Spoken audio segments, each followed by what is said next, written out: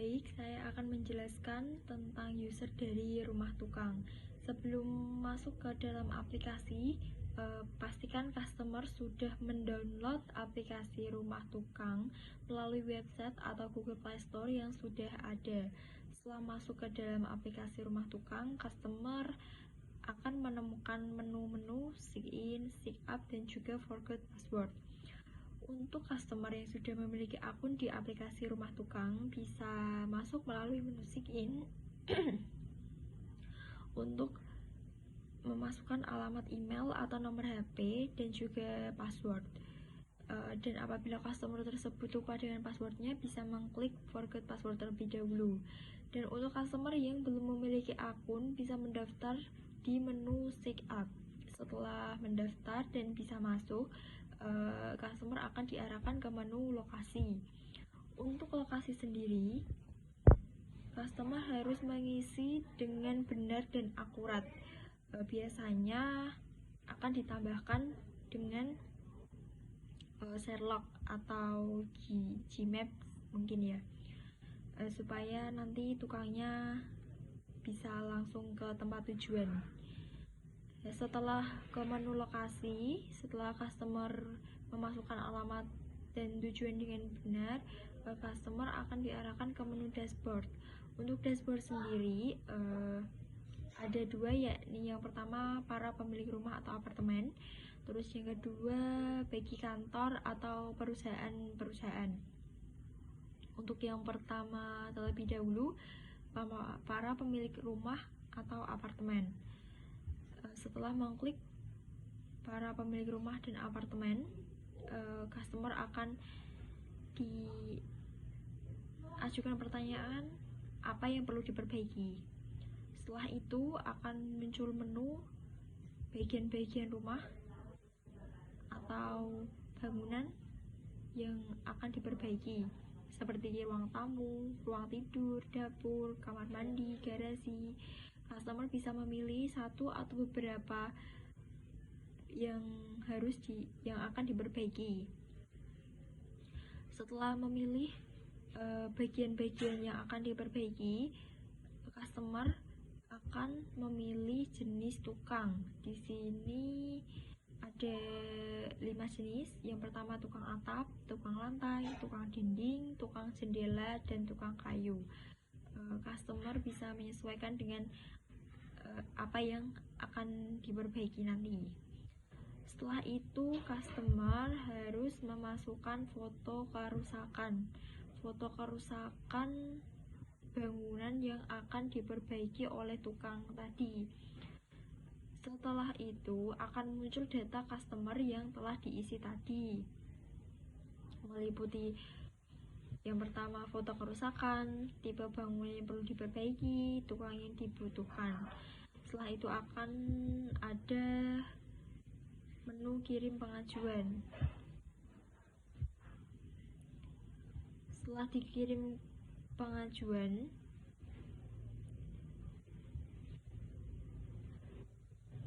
nanti akan muncul RAP dari mitra tukang. RAP sendiri nanti akan ada menu setuju apa tidak. Setelah itu, semisal customer sudah setuju, berarti langsung bayar sekarang bangunan yang akan diperbaiki, seperti ruang tamu, ruang tidur, dapur, kamar mandi, garasi. Customer bisa memilih satu atau beberapa yang akan diperbaiki. Setelah memilih bagian-bagian yang akan diperbaiki, customer akan memilih jenis tukang. Di sini ada 5 jenis. Yang pertama tukang atap, tukang lantai, tukang dinding, tukang jendela, dan tukang kayu. Customer bisa menyesuaikan dengan apa yang akan diperbaiki nanti. Setelah itu customer harus memasukkan foto kerusakan bangunan yang akan diperbaiki oleh tukang tadi. Setelah setelah itu akan muncul data customer yang telah diisi tadi, meliputi yang pertama foto kerusakan, tipe bangunan yang perlu diperbaiki, tukang yang dibutuhkan. Setelah itu akan ada menu kirim pengajuan. Setelah dikirim pengajuan,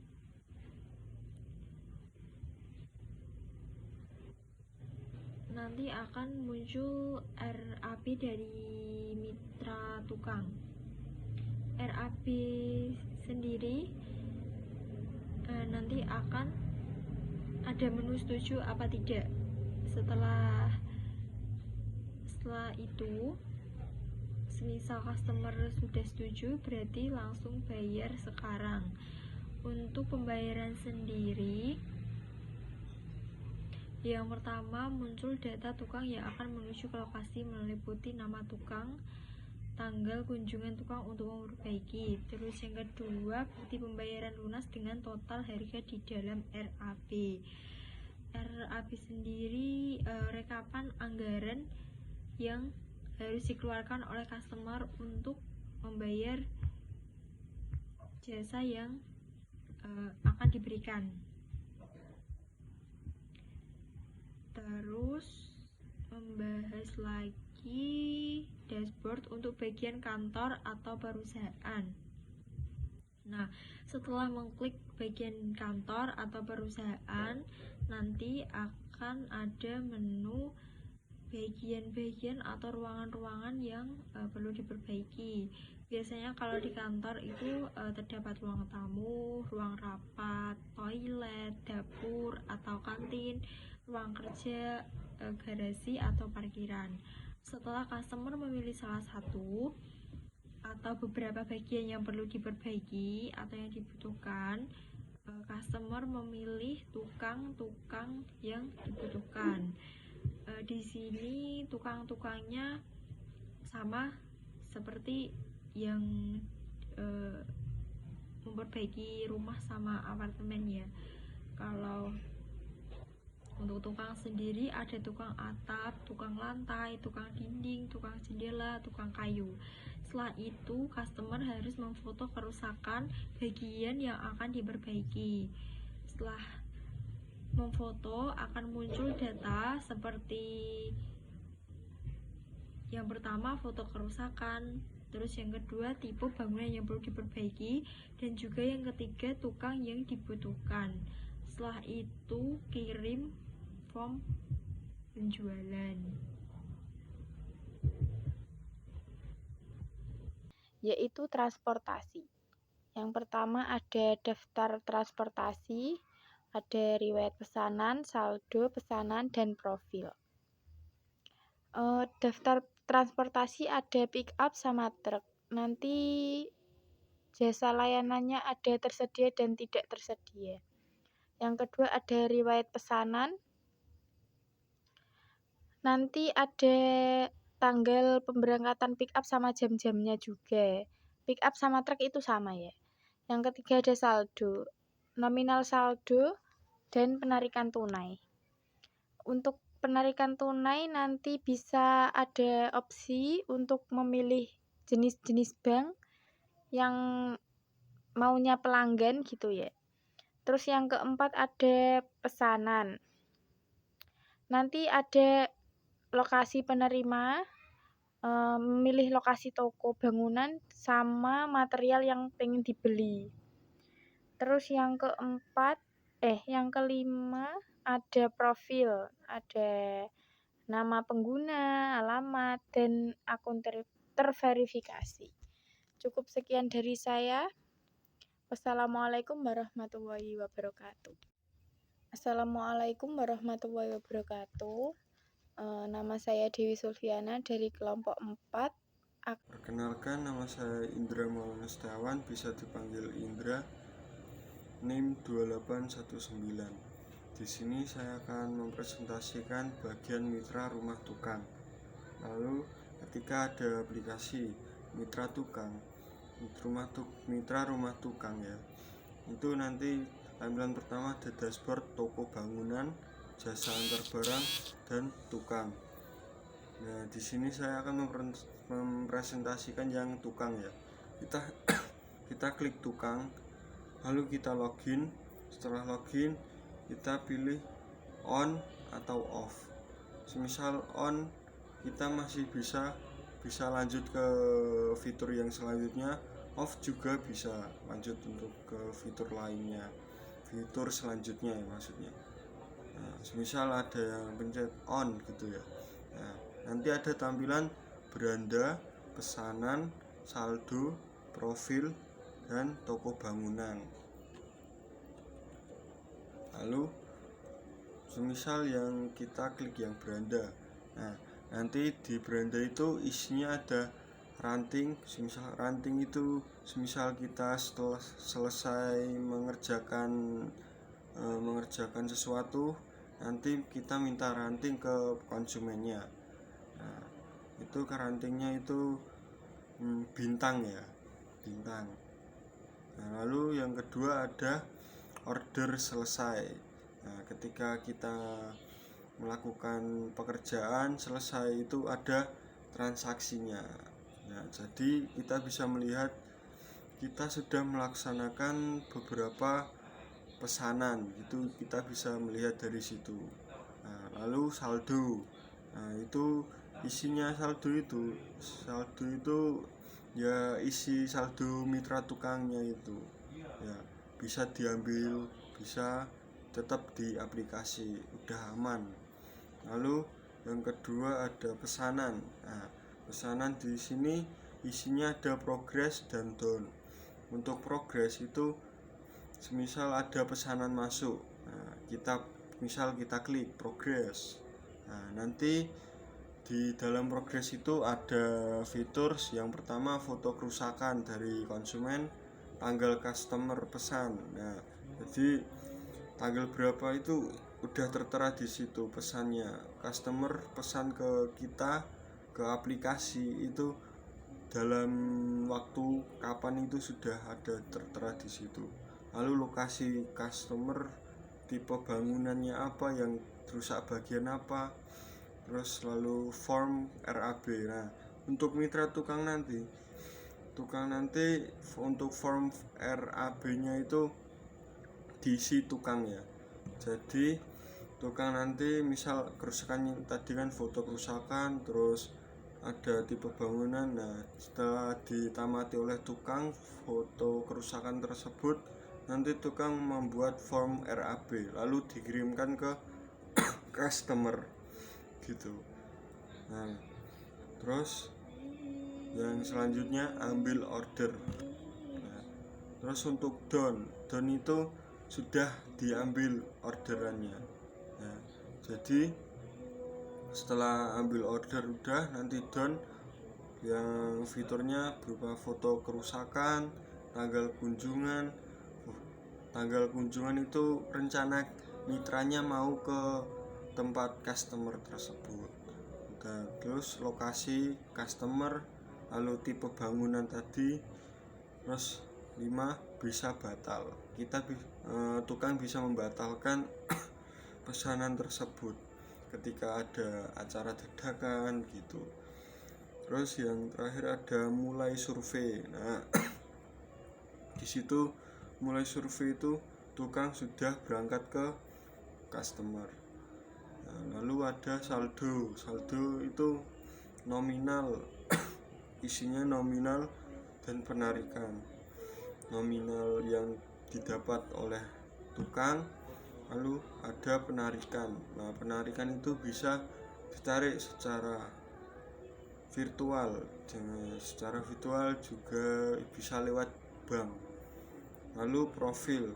Nah, profil nanti ada nama tukangnya, terus alamat tukangnya, dan akun yang dimiliki tukang.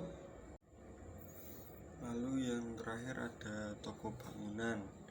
Nah, nanti yang pertama muncul di toko bangunan itu lokasi. Nah, kita memilih lokasi bangunan ya, lokasi toko bangunannya. Setelah sudah lokasi, lanjut fitur berbagai jenis material. Nah, nanti ada berbagai jenis material, lalu tukangnya itu memilih material yang akan dibeli. Setelah sudah terpilih, udah kepilih, klik, lalu jumlah yang akan dibeli berapa, misal berapa pieces. Nah, setelah sudah, kita check out. Setelah check out, nanti kita ngisi alamat yang mau dikirim ke lokasi kita. Lalu yang kedua ada metode pembayaran. Nah, nanti tukang juga bisa memilih metode yang akan dibayar. Umpamanya ada misal COD bisa, atau langsung transfer. Nah, itu. Terus yang ketiga ada jasa pengantar. Nah, tukang nanti bisa memilih jasa pengantarnya, ya, misal mobil, pick up atau truk gitu ya. Nah, terus untuk harganya kan juga beda-beda. Misal mobil kan misal segini, truk segini, beda-beda tergantung tukangnya ya. Lalu yang terakhir beli sekarang. Nah, ketika udah semua tadi alamat, metode pembayaran, jasa pengantar, langsung kita beli sekarang. Nah, itu. Jadi cukup sekian dari presentasi saya. Jika ada kesalahan mohon dimaafkan. Assalamualaikum warahmatullahi wabarakatuh. Perkenalkan, saya Febiro Erlangga, NIM 2852. Di sini saya akan menjelaskan mengenai website Rumah Tukang. Rumah Tukang kami sudah memiliki website yang bisa diakses melalui Google dengan mengetik link yang ada, yaitu https://rumahtukangblog.wordpress.com. Website yang ada baru seadanya karena kami membuatnya dengan cara gratis, yaitu melalui WordPress.